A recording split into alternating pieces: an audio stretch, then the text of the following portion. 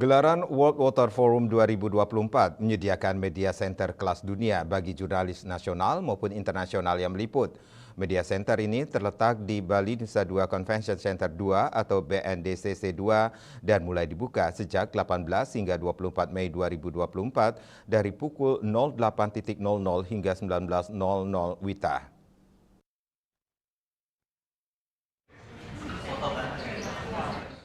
Para wartawan yang bertugas meliput gelaran World Water Forum ke-10 di Nusa Dua Bali disediakan berbagai fasilitas untuk memudahkan kinerja para pemburu berita ini. Adapun media center WWF berada di Tanjung Benua Hall, lantai 1 BNDCC 2 dengan ruangan kerja atau workstation yang sangat luas hingga dapat menampung sebanyak 800 jurnalis.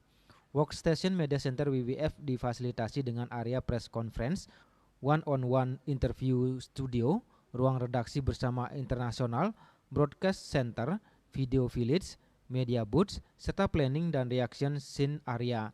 Tak hanya itu, media center WWF juga dilengkapi internet berkecepatan 100 Mbps, sehingga memudahkan para awak media untuk mengirimkan gambar atau visual.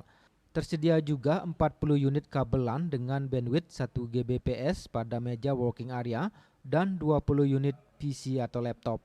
Meski segala fasilitas yang disediakan oleh Kementerian Kominfo sudah sangat memadai dan mendukung aktivitas para jurnalis dalam maupun luar negeri, menurut salah satu pekerja pers mengungkapkan ada hal yang perlu dievaluasi ke depannya, yaitu terkait ruangan press room yang masih belum mencukupi untuk menampung sekitar 2.000 jurnalis dalam dan luar negeri yang meliput kegiatan WWF ke-10 di Bali.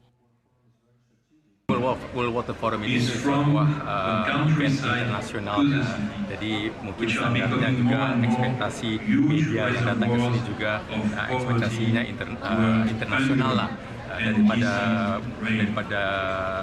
wifi tidak ada masalah, tapi mungkin kalau bisa dilihat ruangannya agak sempit ya, mungkin tidak juga banyak tidak dapat ruang kursi atau ruang bekerja yang agak aman lah. Mungkin bisa itu satu perkara yang bisa dilihat ataupun dinilai kembali. Tapi dari segi makan, dari segi yang lain fasilitasnya cukup baik.